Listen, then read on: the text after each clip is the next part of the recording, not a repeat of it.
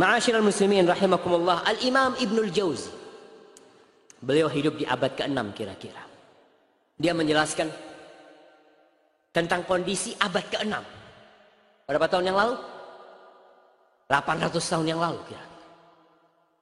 Dia menceritakan, inni ra'aitu syabibatan min ahli zamanina la yaltafituna ila birril walidain.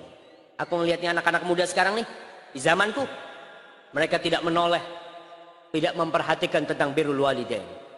Wala yarawnahu laziman luzumad din. Mereka tidak melihatnya sebagai suatu kewajiban agama, enggak. Mereka hanya, ya sudahlah, kalau ente punya waktu ente berbakti. Kalau punya waktu ya sudah. Allah tidak memberatkan kepada hambanya, la yukallifullah nafsan illa wus'aha. Punya dalil kadang-kala mereka tidak berbakti sama orang tuanya. Yarfa'una aswatahum 'alal aba' wal ummahat wa ka'annahum la ya'taqiduna ta'atahum minal wajibat. Cerita nih kondisi manusia di zamannya Ibnul Jauzi. Mereka ngangkat suara kepada bapak ibunya. Lalu beliau mengatakan, wal ya'lamil bar. Hendaklah anak yang berbakti mengetahui. Nih kita belajar untuk dapat ilmu nih. Nih salah satu ilmu kita dengar nih dari Ibnul Jauzi. Dia mengatakan wal ya'lamil baru bil walidain annahu mahma balagha fi birrihima lam yafi bi syukrihim. Hendaklah dia tahu seperti apa, sebaik apa kebaktian dia kepada kedua orang tuanya, itu tidak pernah dia bisa mencapai berterima kasih kepada keduanya. Belum. Jangan pernah merasa aku sudah berbakti, jangan. Kemudian Ibnul Jauzi menceritakan, an Zur'ah bin Ibrahim, anna rajulan jaa ila Umar. Ada seorang laki datang menjumpai Umar bin Khattab radhiyallahu taala anhu. Dia berkata, innali umman balagha bihal kibar wa innaha la taqdi hajataha illa wa dhahri matiyatun laha wa uwaddi'uha wa asrifu wajhi anha fahal addaitu haqqaha.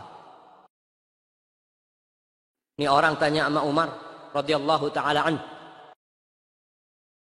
wahai Amirul Mukminin, aku nih punya ibu udah tua, udah renta, dia itu udah nggak bisa apa-apa. Dia kalau mau ke kamar mandi, punggungku yang jadi kendaraan. Ke kamar mandi, aku yang memwudukkan dia dan aku memalingkan wajahku ketika aku memwudukkan dia, membersihkan dia. Karena nggak ada orang lain, dia yang melakukan itu. Apakah aku sudah membalas budi dia? Qala la. Enggak. Kata Umar, la.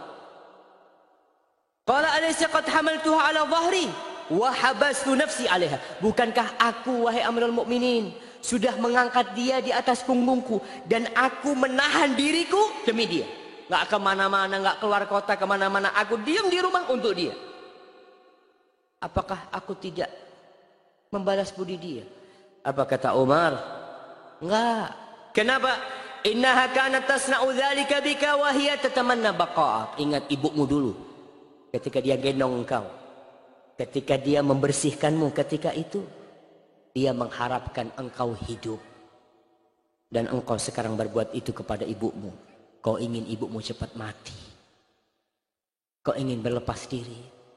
Kadang kalau anak ngomong, ya aduh kesian ibu ya, mudah-mudahan udah cepat mati ibu daripada tersiksa di dunia ini. Padahal yang tersiksa bukan ibunya. Siapa? Iya. Si anak merasa nggak nyaman merawat ibunya yang sakit. Pintu surga jamaah. Ma'asyiral muslimin rahimakumullah, datang orang lain kepada Ibnu Umar radhiyallahu taala anhum. Ini kisah sering kita dengar. Tapi terkadang lewat aja. Datang seorang kepada Ibnu Umar mengatakan, hamaltu ummi ala raqabati min Khurasan. Aku gendong ibuku di punggungku, di leherku sini, dari Khurasan. Khurasan itu di mana jemaah? Di Iran sana. Jalan kaki ini dia, gendong ibunya. Antum gendong ibu mungkin dari depan rumah ke dalam aja kadang kala udah berat. Ini dari Khurasan berangkat haji dia. Ingin ibunya berangkat haji. Hatta qadaitu biha manasikal hajj. Aku sampai selesai melaksanakan manasik haji. Aturani jazaituha, menurutmu aku sudah balas nggak budinya dia? Qala la. La. Wala talqatun min talaqatiha.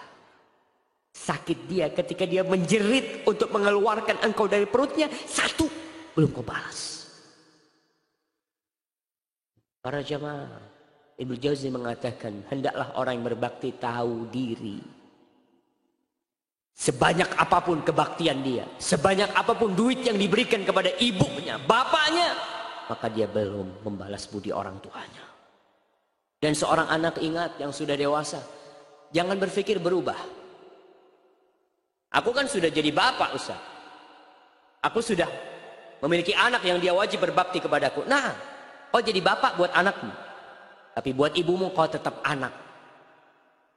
Bos, jenderal, profesor, doktor. Iya, di kampus kau profesor, di kampus kau doktor, di markas kau jenderal, di rumah kau anak buat ibu. Supaya kita sadar pangkat kita yang terhadap ibu.